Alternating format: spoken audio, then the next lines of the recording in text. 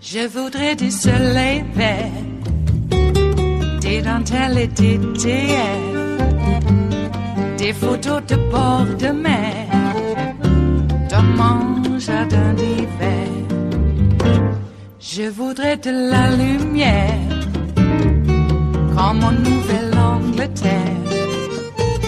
Je veux changer d'atmosphère, dans mon jardin d'hiver. Ma fleur, sous la pluie de novembre, tes mains qui courent, je n'en peux plus de t'attendre.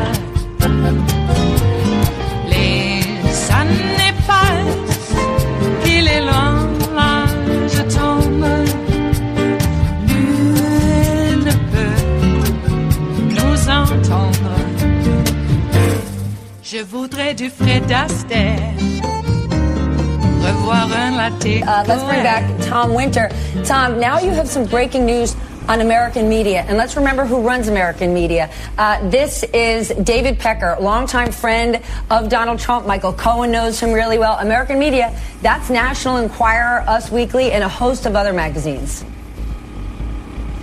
That's right, Stephanie. So the U.S. Attorney's Office for the Southern District is announcing that it has previously reached a non-prosecution agreement with American Media Incorporated in connection with AMI's role in making the $150,000 payment before the 2016 presidential election.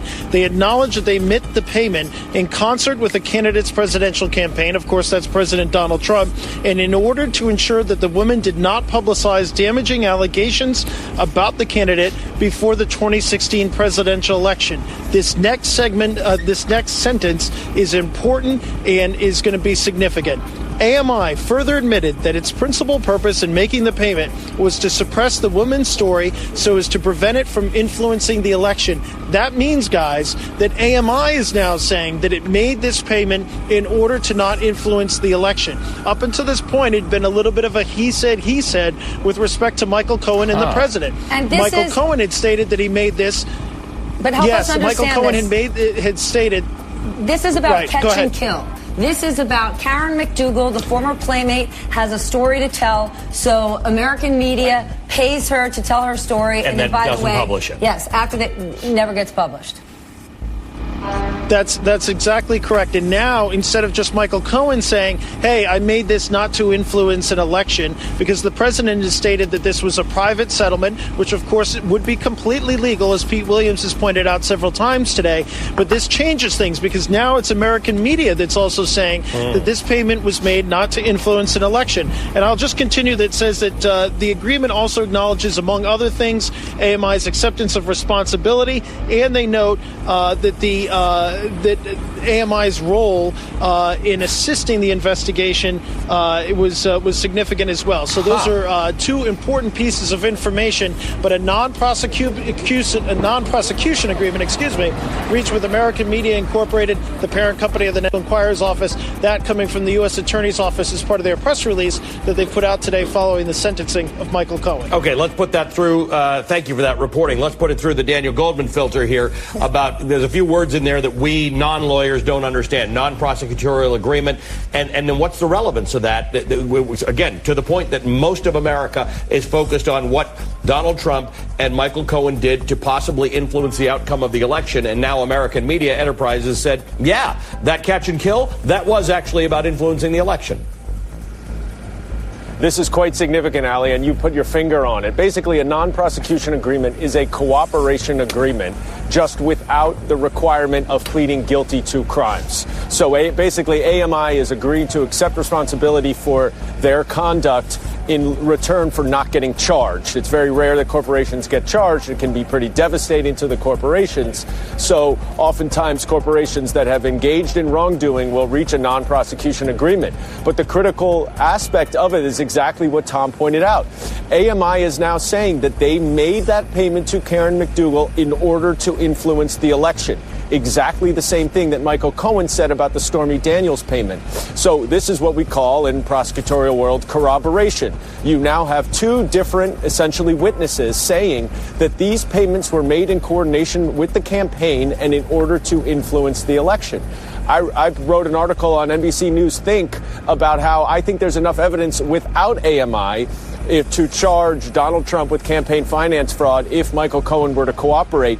This now really ratchets up the evidence and provides important and significant corroboration to the fact that Donald Trump likely committed campaign finance fraud. It also speaks to how much information they must have. We can't stress enough. David Pecker has been a friend and ally to Trump, to Jared Kushner for years and years. He and Trump have been in business together. I can think of stories that investors who have backed AMI have told me where they've said they have been in meetings, and this is over the years, with David Pecker. And when that phone rings and it's Donald Trump and he's got something to say, Pecker leaves the room. These two have been tangled together for decades. Mimi, what does it say to you?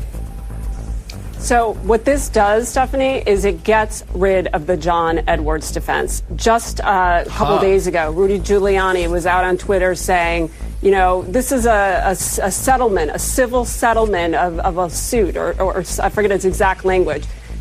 He was trying to divorce it from the election. And now you have, again, as Dan said, not just Michael Cohen, but AMI, the corporation who has, you know, made the payment and is obviously a business. They are saying, no, this was done in agreement with the president's campaign to influence the election.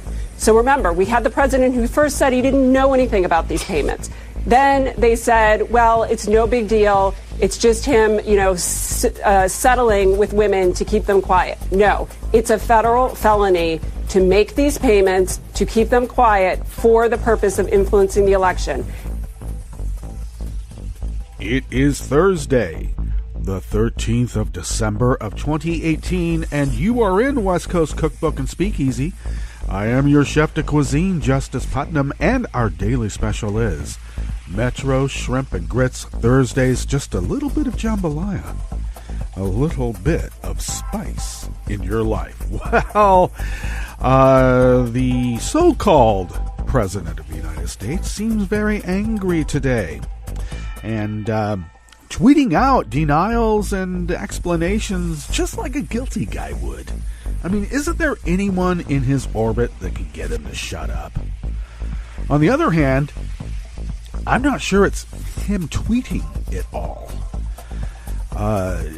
10 minutes after he misspelled basis, he spelled it as how many bases are there at the foot of the Himalayas before you climb Mount Everest? Rather than the basis of my argument is. That's what he meant.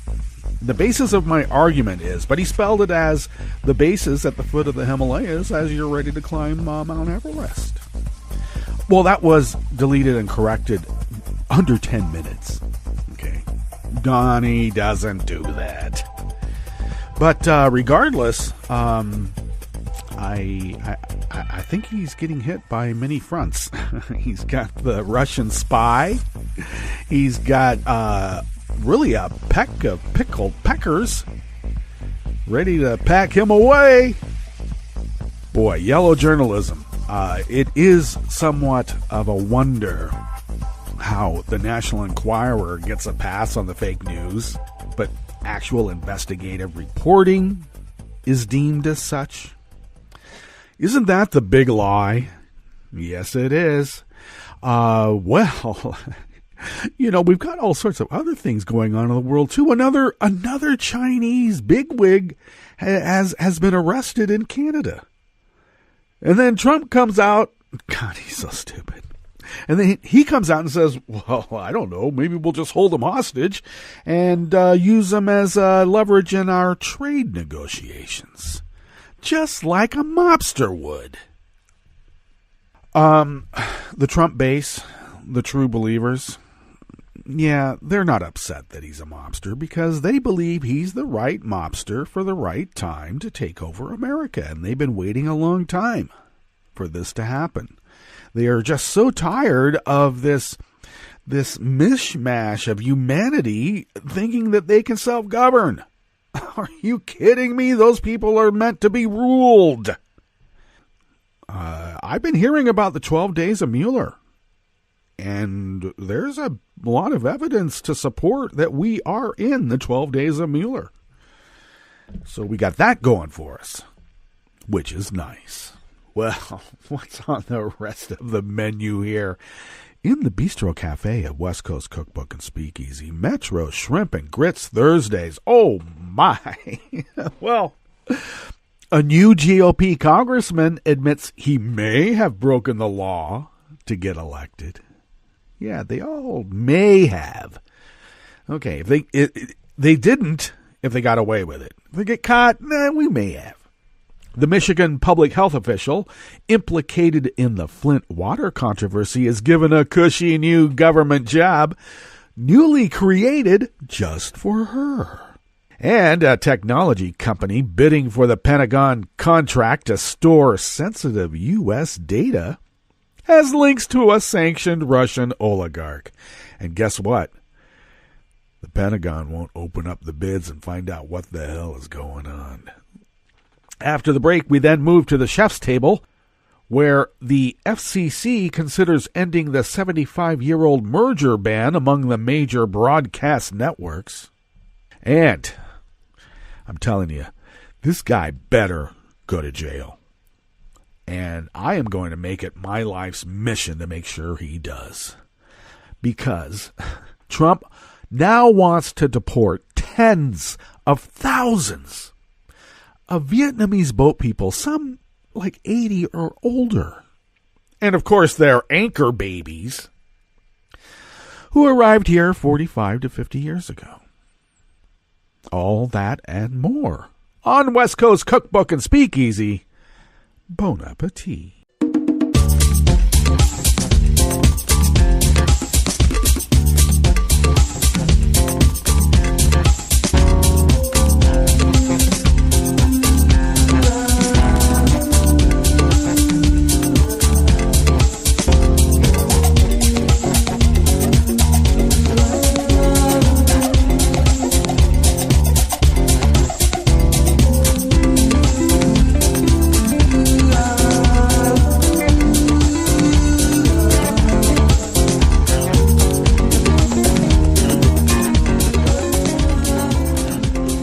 Bottom of our homepage at netrootsradio.com, you will notice the chat room link at the rightish of the page, monitored by Kelly Lincoln. Do check out her shows on Saturday, the first one being At the Table with Kelly Lincoln, begins at 3 p.m. on the West Coast, 6 p.m. Eastern.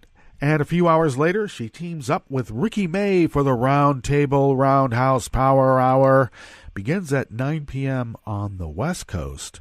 Midnight on the East Coast, because that's when the fun begins. It does indeed.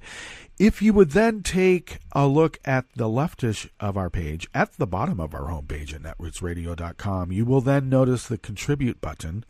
And if you could become a recurring Patreon of Netroots Radio, your recurring donation or contribution goes a very long way for us, and we are in dire need, and it's not just because it's the holidays. But so we are unable to do this without you. And as I mentioned, if you could, even just a small recurring donation, we would be so forever grateful. And thank you for your generosity. You can follow Netroots Radio on Twitter at Netroots Radio. Tom takes care of that platform. Thank you. We're over there on Facebook. We hate Zuckerberg, but you know, what are you going to do? You can also follow me on Twitter at Justice Putnam. I post the show notes and links diary on my diary at on Daily Co's, and I can be found there as Justice Putnam. You can follow the show on Twitter at Cookbook West, and We're over on Facebook as West Coast Cookbook and Speakeasy, but we hate Zuckerberg and also Sundberg, too, because, they're evil. But we're there, and that's the way it goes. All right. And most importantly, do pick up podcasts of the show by way of Spreaker, Stitcher, TuneIn, iHeart, YouTube, iTunes, etc., etc., etc. Okay, well, we got a new GOP congressman, Tea Party type, of course, because that's what they got. I mean, if they're not at least Tea Party, they're not going to get there. And neo-Nazi, even better. But this guy's got a little bit of a learning curve. Or maybe it's a new wave of doing things. Normally, if you're caught in some sort of illegality, you just deny. And this guy's basically just coming right out and saying, I may have. Lisa Needham from Share Blue Media brings us this offering here in the Bistro Cafe of West Coast Cookbook and Speakeasy, Metro's Shrimp and Grits Thursdays. Well, House GOP Minority Leader Kevin McCarthy said that if Trump could be impeached for his campaign finance violations, well, a lot of members of Congress would have to leave, and he may be right. Of course, I mentioned the Russian ruble angle because they're all awash in Russian rubles on the Republican side. Isn't it funny? We're outside the mainstream, the norm, and we have to be eradicated from the face of the earth because we called the cops when the crooks trying to get us to, help them take over America.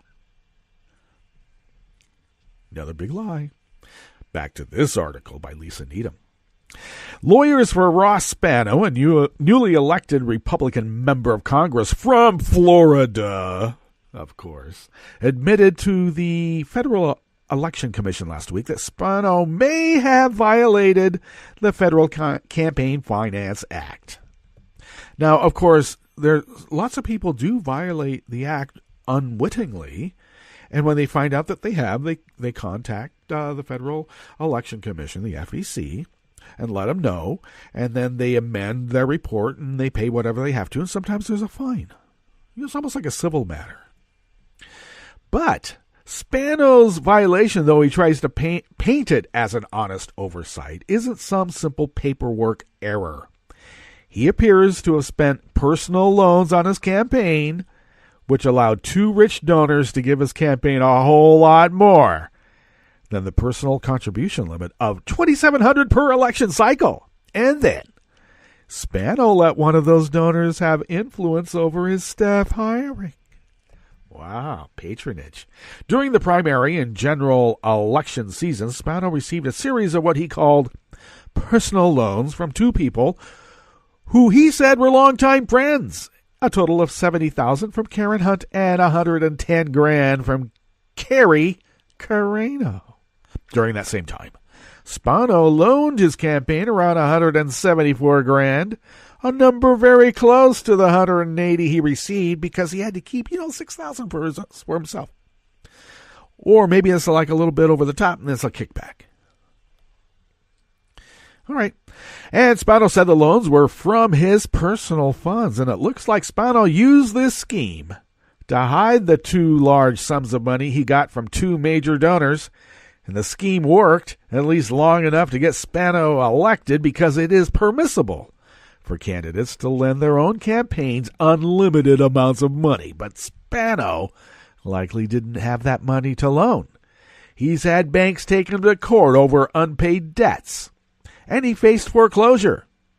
And in July of 2016, he only had around $24,000 in his bank and retirement accounts. Well, that guy was rich. At least one of Spano's two donors, Carreno, seems to have leveraged those loans into influence over employment decisions at Spano's office. Well, Carreno fired the campaign's treasurer, perhaps in an attempt to make it look like the campaign was cleaning house after the loan scandal, except it also may not be legal to let one of your campaign contributors fire your treasurer. All this looks similar to the corrupt way Trump deals with his personal finances, his campaign finances, and his administration. Trump's past is littered with bankruptcies and tax scams. It's now a matter of court record that he used Michael Cohen to illegally hide campaign donations, and being a big Trump donor can definitely buy you unofficial influence over hiring and policy. Just look at Trump's Veterans Affairs Administration. Well, you know, the Mar-a-Lago group. Jeez, but they did pay, you know, like an actual bonus on top of the regular membership to be able to, you know, write U.S. policy over I think ice cream. They get one scoop, Donnie gets two. It's no wonder that GOP politicians don't want to condemn Trump's behavior. They're just like him. They see nothing wrong with hiding donations and gaming the system, anything in service of winning. But Spano may also face a very Trumpian consequence for his behavior. Both his Republican opponent in the primary and his Democratic opponent in the general have asked the FBI to investigate. It's one thing to take it out on a Dem, but when you screw over a fellow member of the family without permission from, you know, somebody up top, you can get in trouble. Really bad trouble.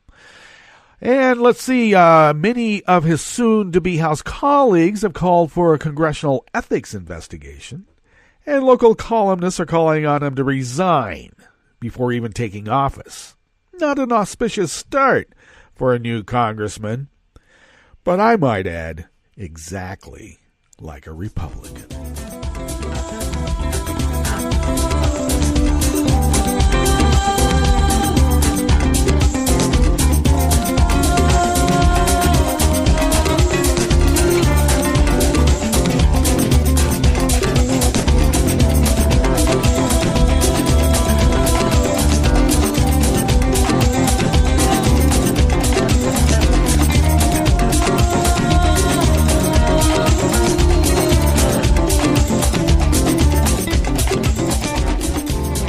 Jason Lincoln's of Think Progress brings us this next offering here. At the Bistro Cafe of West Coast Cookbook and Speakeasy, a Michigan public health official currently facing charges of involuntary manslaughter stemming from her role in an outbreak of Legionnaire's disease during the Flint water crisis has managed to secure a cushy new job with the state. And I might add, a newly created cushy job, newly created seemingly just for her. Dr. Eden Wells, who is currently serving as Michigan's chief medical executive, was recently hired by the Michigan Department of Health and Human Services as an advisory physician. As such, Wells will be entitled to an annual salary of about $180,000 a year, as well as job protections she doesn't currently have as chief medical executive. I guess like being charged with involuntary manslaughter. Apparently, it looks like she's being rewarded for terraforming the area. Everybody knows in real estate, of course, that property is always more valuable when delivered vacant. Wells was hired to fill this newly created position on the 2nd of December. In a statement, a spokesperson for the State Department of Health and Human Services averred that the agency determined there was a need for an advisory position to the Population Health Administration.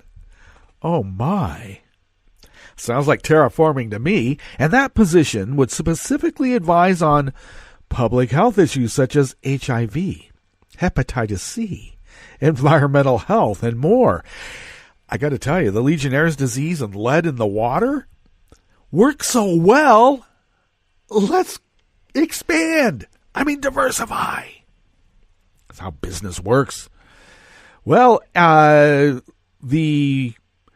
Department of Health and Human Services posted the position, and Dr. Wells was chosen for the role, it continued. Now, the timing of the appointment is curious in itself, as it came 5 days before Wells was ordered to stand trial on charges of involuntary manslaughter, obstruction of justice, and lying to a police officer. Well, now she has the kind of job protections that she really needed to be able to terraform that area.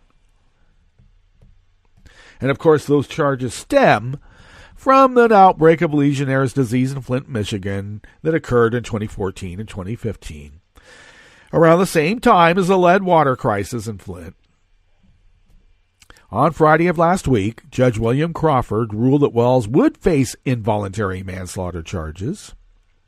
As a Detroit News' Leonard Fleming reported at the time, Crawford came to believe that Wells knew about the 2014-15 Legionnaire's disease outbreak in the Flint area and agreed with the prosecutor's evidence that she was slow to act and warn other state officials. Property is always more valuable when delivered vacant.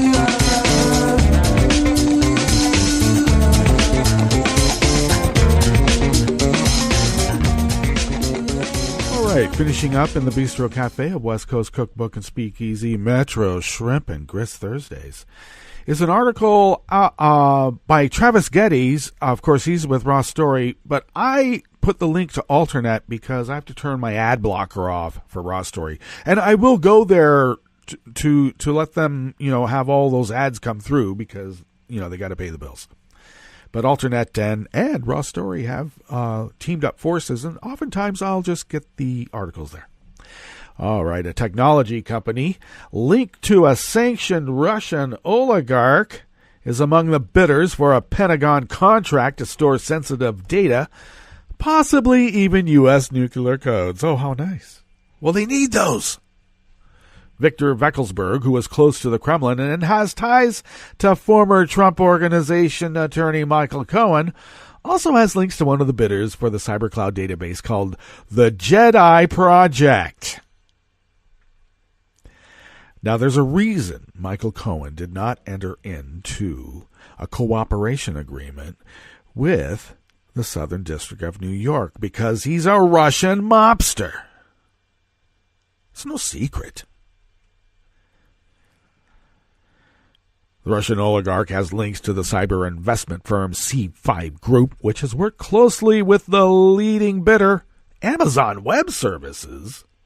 Both C5 and Amazon Web Services told the BBC that the Veckelsberg-linked investment firm was not involved in any way with the Joint Enterprise Defense Infrastructure bid.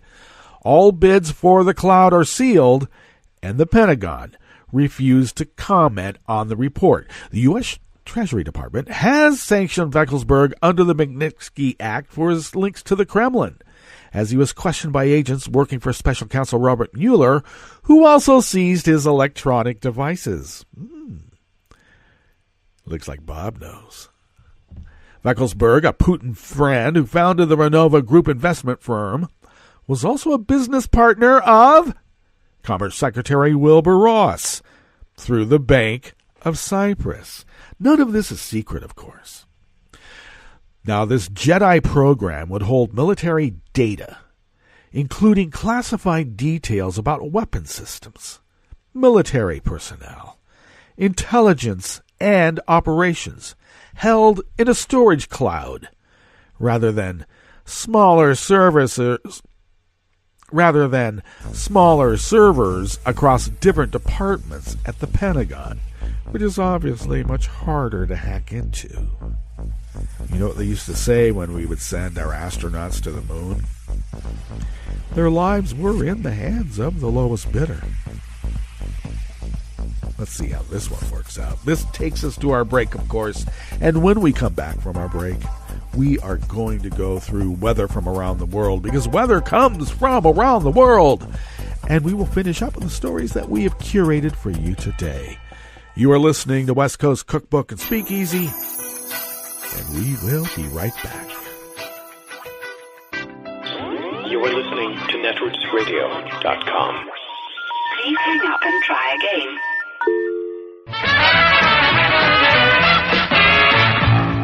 From a point at sea to the circles of your mind, a new force is at work for planetary transformation. New radio for a new Earth.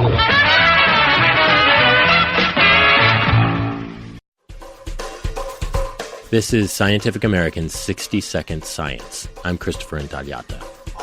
Long before dolphins swam the seas, their near look-alike ichthyosaurs inhabited the Earth's oceans. Now scientists say those ancient seafaring reptiles may have had more in common with modern-day sea turtles and marine mammals than we knew.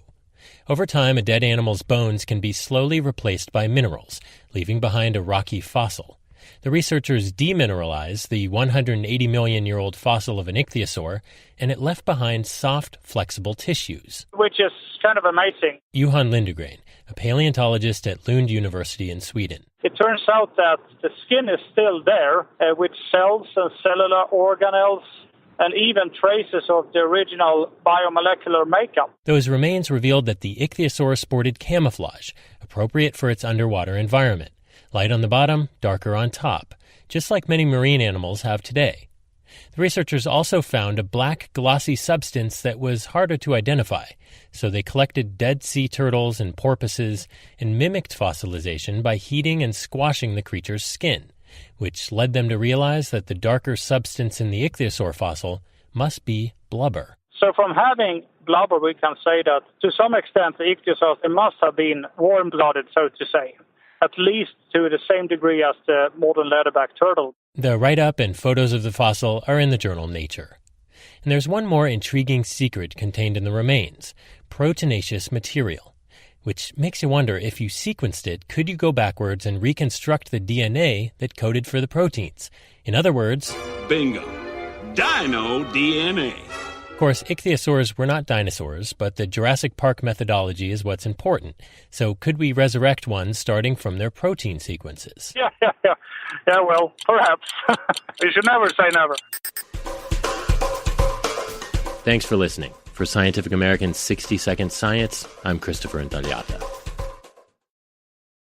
This is an important message from the U.S. Department of Health and Human Services. When it snows this winter, make sure you clear more than your driveway. Before you hit the road and before you get in the driver's seat, check to be sure that your vehicle's tailpipe is clear of snow. If the tailpipe is blocked, carbon monoxide, an odorless, colorless, and deadly gas produced by your engine can build up quickly inside your vehicle, poisoning anyone inside. To learn more, call 1-800-CDC-INFO. That's 1-800-232-4636.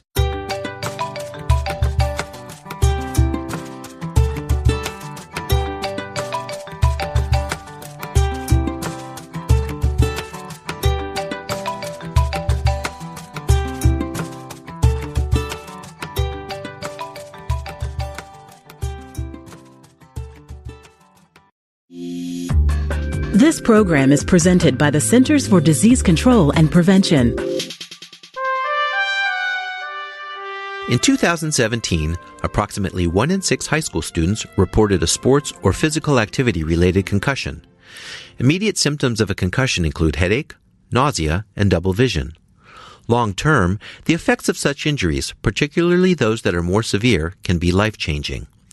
Healthcare providers, coaches, trainers, and parents should be aware of the symptoms of a concussion and how to treat them. A concussion protocol should be developed that includes withholding an athlete from practice and competition until all symptoms are resolved. While concussions cannot always be prevented, they can be treated in a way that decreases the chances of long-term health problems. Thank you for joining us on A Minute of Health with CDC. For the most accurate health information, visit cdc.gov or call 1-800-CDC-INFO.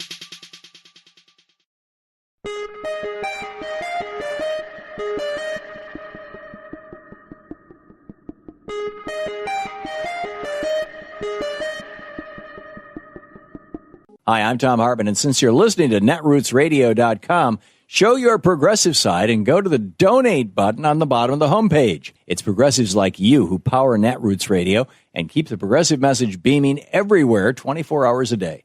Just go to our donate button at the bottom of netrootsradio.com. Thank you for keeping progressive radio at full power.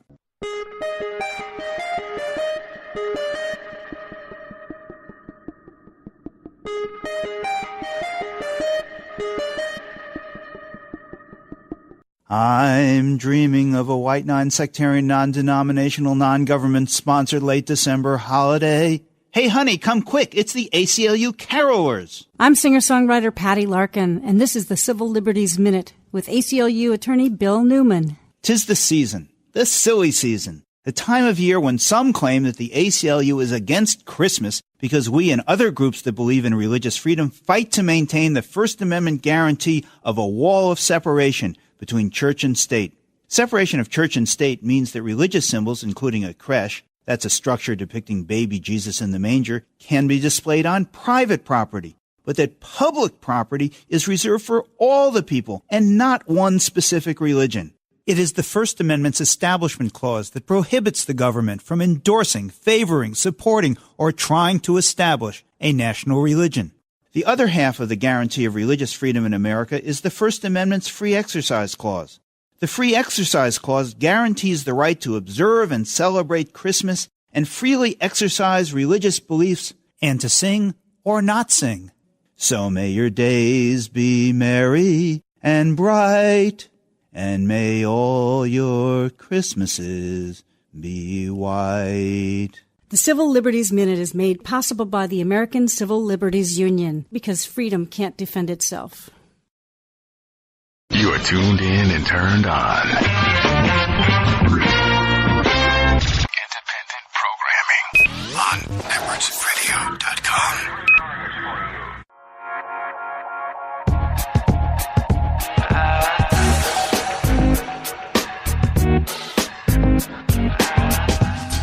You and I have never seen democracy. All we've seen is hypocrisy. I am somebody.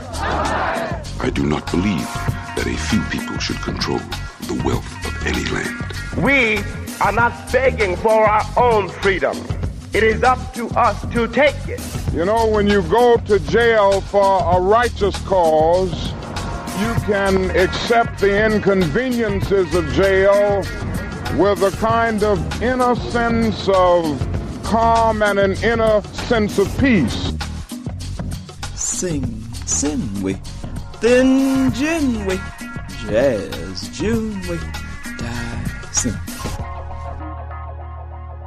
I would have to know once and for all what rights I had as a human being, even in Montgomery, Alabama.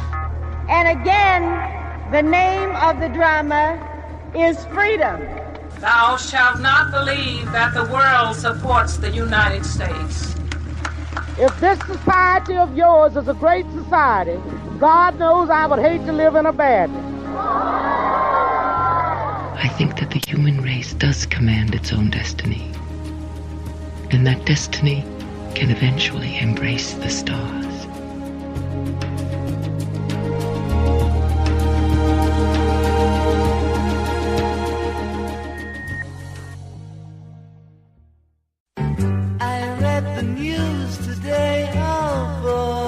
It's time for Nicole Sandler's What's News from NicoleSandler.com and the Progressive Voices Network. Donald Trump's former personal lawyer, Michael Cohen, was sentenced to 3 years in prison after pleading guilty to lying to Congress and violating campaign finance laws.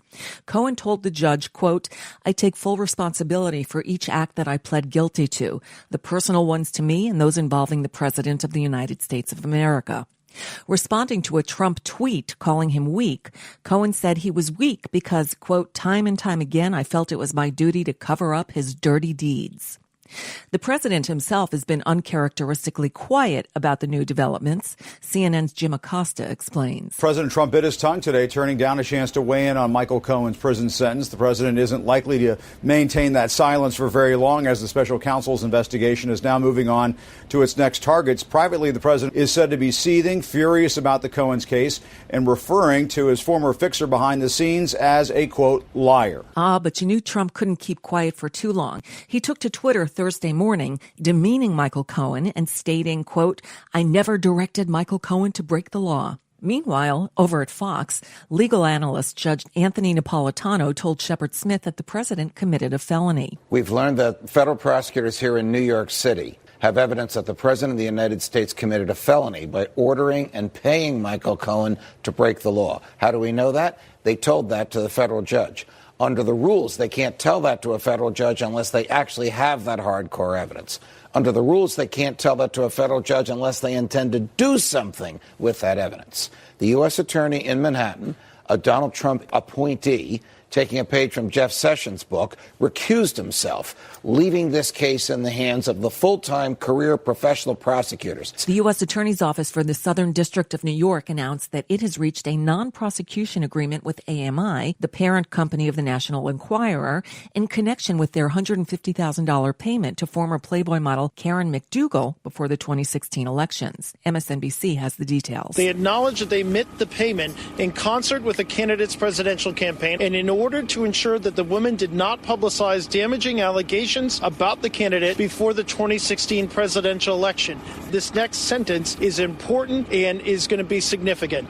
AMI further admitted that its principal purpose in making the payment was to suppress the woman's story so as to prevent it from influencing the election. That means that AMI is now saying that it made this payment in order to not influence the election. Up until this point, it had been a little bit of a he said with respect to Michael Cohen and the president. The agreement also acknowledges, among other things, AMI's acceptance of responsibility, and they note that AMI's role in assisting the investigation was significant as well. Theresa May lives on as British Prime Minister. May survived a no-confidence vote, meaning she keeps her job and the Brexit headache that goes along with it. On Thursday, she heads to Brussels for a summit with EU leaders where she can try to renegotiate the Brexit deal that she can't get through her own parliament. If the EU still refuses to rework it, the prospect of a so-called no-deal Brexit becomes much more likely. That scenario, in which the UK leaves the EU in March without a trade deal, scares everybody because of its predicted food shortages, grounded flights, and other economic calamities. May told her Conservative Party members that she will not stand for election again. In a narrow 206 to 203 vote on Wednesday, the House of Representatives passed the Agriculture Improvement Act of 2018, more commonly known as the Farm Bill. Unfortunately, the bill contains a poison pill, a provision preventing a floor vote on any war powers resolution limiting the U.S. involvement in Yemen for the rest of the year. It should be noted that 5 House Democrats voted with the Republicans to continue the war in Yemen: Jim Costa, Al Lawson, Colin Peterson, Dutch Rupperberger, and David Scott. The rate of gun deaths in the U.S. has hit its highest level in more than 20 years, with almost 40,000 people killed in shootings in 2017.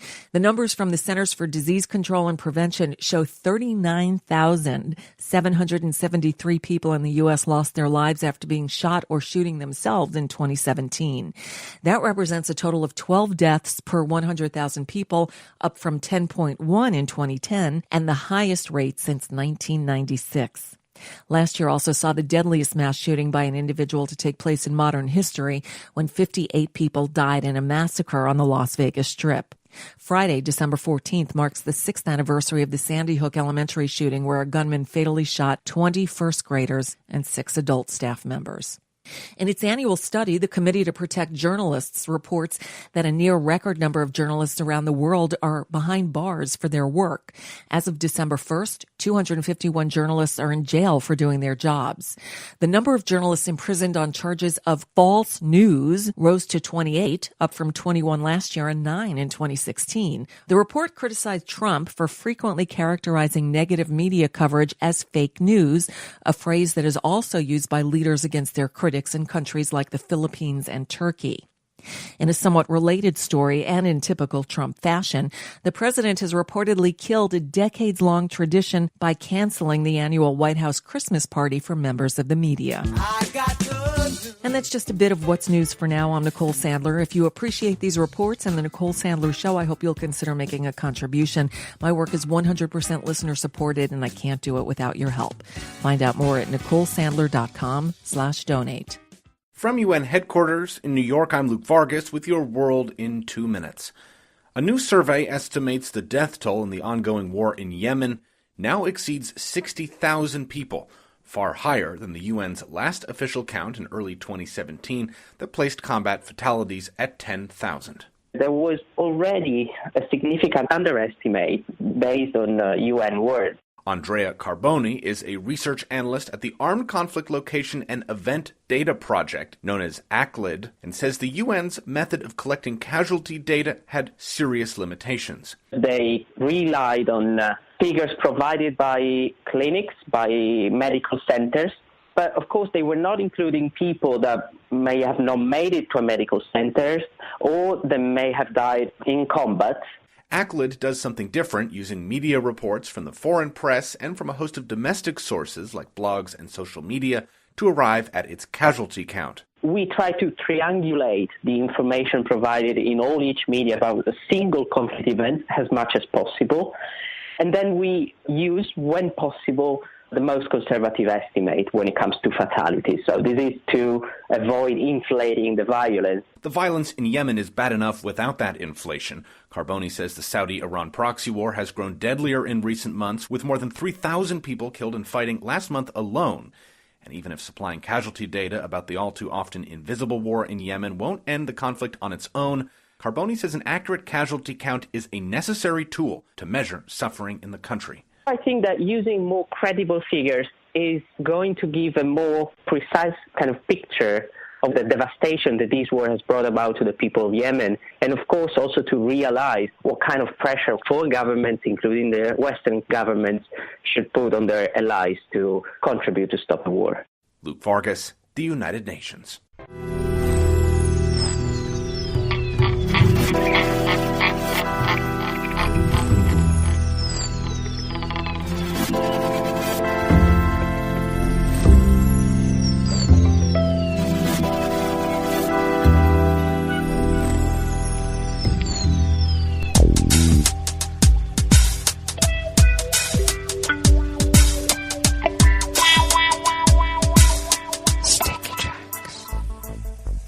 Thank you for accompanying us here to the Chef's Table at West Coast Cookbook and Speakeasy, Metro Shrimp and Grist Thursdays. We always begin weather from around the world along the banks of the Rogue River, in the Rogue River Valley of Southern Oregon on the west coast of the continental United States of America, where it is currently 36 degrees Fahrenheit. Oh, God.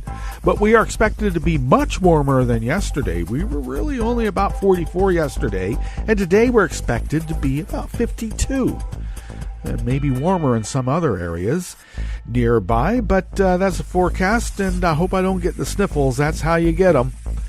All right. Well, right now the winds are out of the northwest, light and variable, and in just about an hour and a half to 2 hours, they are expected then to shift radically out of the east-southeast at 5 to 10 miles per hour. And they are bringing in a storm in which we will be getting about a quarter to a half inch of rain tomorrow. And looks like we'll be having pretty much a quarter to an inch of rain for quite a few days. Each day, that's going to be the range. Some days we'll be having about a quarter, other days we'll have about an inch. So looking forward to that. And the pollen, of course, is rated at none. Air quality index is still in the good range, though it has gone up to 40 parts per million. And the daytime UV index is a low at 1. Barometric pressure is 30.56 inches and holding steady. Visibility is at 7 miles and relative humidity is 79%. So maybe not really a drying out today, but doesn't look like we'll have rain today, but we're going to get a lot starting tomorrow. Weather from around the world is brought to you by people's personal weather stations that they purchase. These people planted these purchased personal weather stations somewhere on their property, and these people positively live around the world. London is 40 degrees and sunny. Paris is 37 degrees and fair. Rome is 46 with showers in the vicinity, and they do have a weather advisory for flood watch. Those are heavy showers. Kiev is 32 degrees with a wintry mix. I call that sleet. Okay, Kabul is 31 and clear. Hong Kong is 56 and partly cloudy. Tokyo is 40 degrees and fair. Sydney, Australia is 71 and mostly cloudy. San Francisco is 48 and sunny. And New York is 35 degrees with a snow shower. Well, you would think it would be less in temperature than that, wouldn't you? I would. And that is weather from around the world, brought to you by people's personal weather stations that they purchased. These people purchased personal weather stations somewhere on their property. And these people positively live around the world.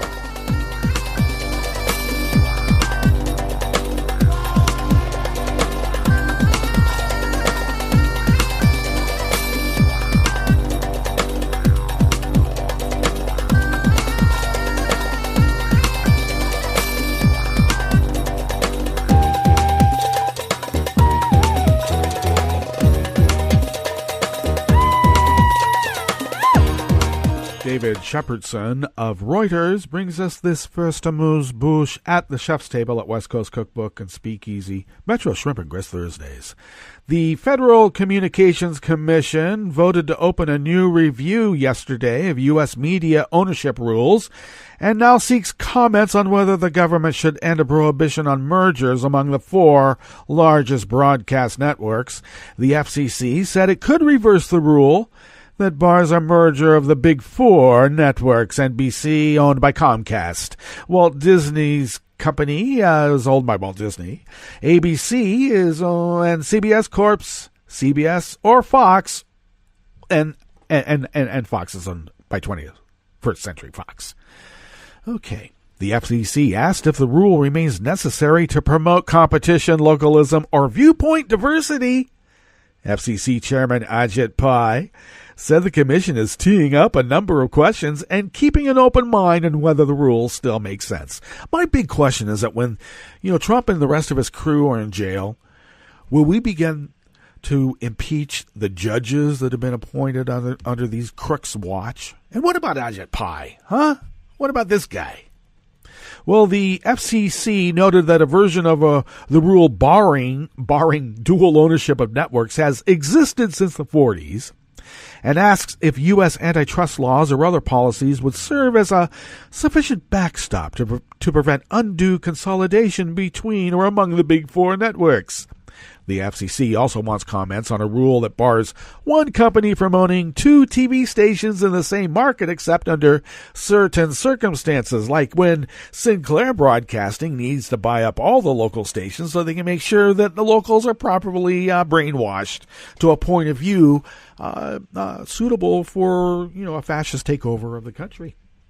In November 2017, the FCC voted 3-2 to eliminate the 42-year-old ban on cross-ownership of a newspaper and TV station in a major market, and it also voted to make it easier for media companies to buy additional local TV stations in the same market so that they can be sufficiently brainwashed for the fascist takeover. Well, I think it's been taking place for quite a while now, hasn't it?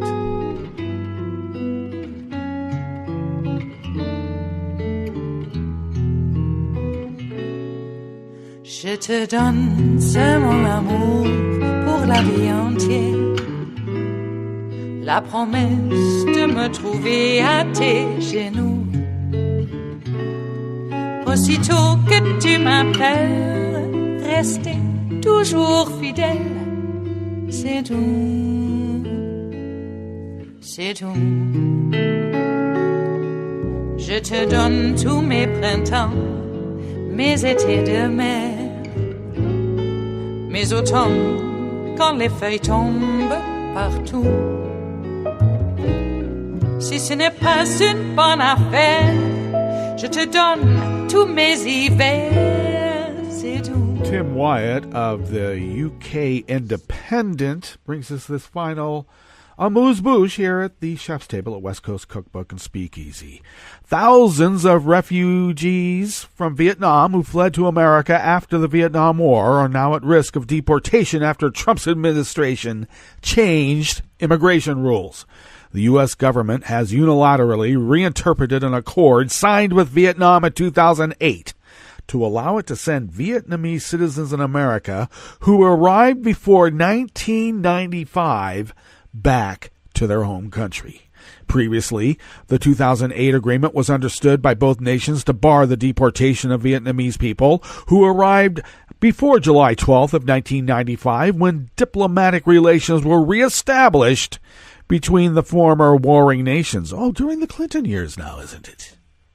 But the White House has now decided Vietnamese migrants who have been convicted of crimes can be sent home, even if they arrived before 1995. And when we say convicted of crimes, we know that what that means. If you look like you're Asian, you're a Vietnamese, and you're going back home now. The crime is that you came here. They'll make... The current one-party regime in Hanoi, the Vietnamese capital, is a direct descendant of the North Vietnamese communist leadership, which took over the whole country after the U.S. abandoned the war in the 1970s. Remember the helicopters being pushed off the back of ships? Remember those days? You don't? You're too young for it? Why are you listening to this show? I kid. My God. We're doing this? These are our neighbors. I mean, come on. Well, the change of policy was first reported by the Atlantic magazine. Katie Waldman, a spokesperson for the Department of Homeland Security, told the magazine it was a priority of Mr. Trump's administration to remove criminal aliens to their home country, even when they're 80. Crooks. We have 5,000 convicted criminals from Vietnam alone with final orders of removal. These are non-citizens who during previous administrations were arrested, convicted, and ultimately ordered removed by a federal immigration judge. Well, hardening of policy led to the American ambassador to Vietnam, Ted Osius, to resign last year in protest. He said many of the thousands of Vietnamese the White House wanted to deport were former refugees who will be mistreated by the communist regime which now rules Vietnam. The majority targeted for deportation, sometimes for minor infractions, were war refugees who had sided with the U.S., whose loyalty was to the flag of a nation that no longer exists, and they were to be returned decades later to a nation ruled by a communist regime with which they never reconciled. I feared many would become human rights cases, and our government would be culpable. Since he came to office, Trump has been pushing to toughen immigration rules and force foreign nations to accept deportations of even more of their citizens. His officials have also worked to change and reinterpret immigration rules to widen the pool of non-citizens who are liable for being deported. All right, that brings us to the end of our broadcast period for the day. God, this guy makes me so mad. It is my life's mission. I hope you'll join me to make sure that this guy and the rest of his mob family, and when I say family, I don't mean just what he's progenited. Is that a word? But I mean that mob family. They're all in jail. And then we have to start dismantling what they brought. Make America great again. We can do it. All right. We'll meet up here tomorrow for Blue Moon Spirits Fridays. So do stay tuned to Netroots Radio all day and all night for all the breaking news as it breaks. And we will meet up here tomorrow in West Coast Cookbook and Speakeasy. Bon appetit.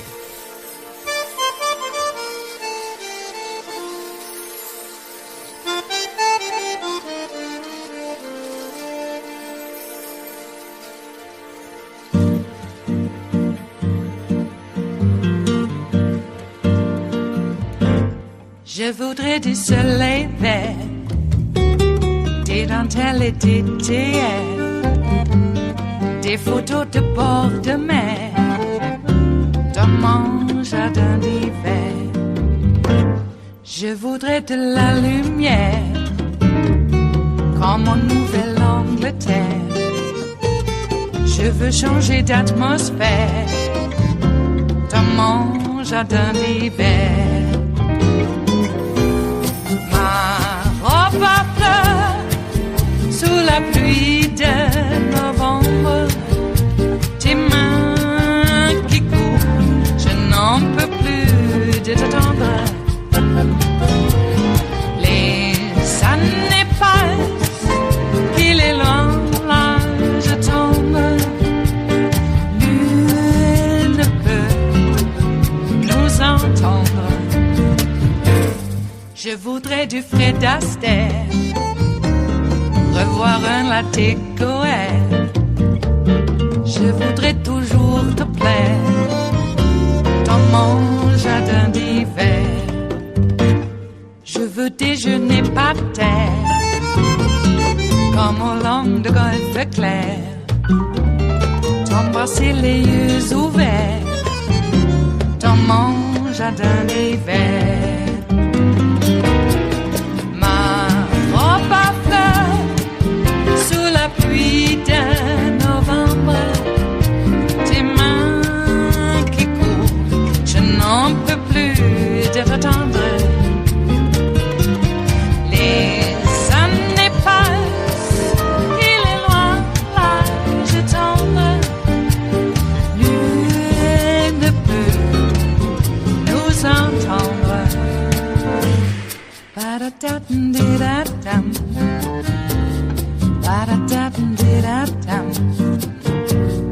Ba-da-da-dum-di-da-dum. Dans mon jardin d'hiver. Ba-da-da-dum-di-da-dum. Ba-da-da-dum-di-da-dum. Ba-da-da-dum-di-da-dum. Dans mon jardin d'hiver. Dans mon jardin d'hiver. Dans mon jardin d'hiver.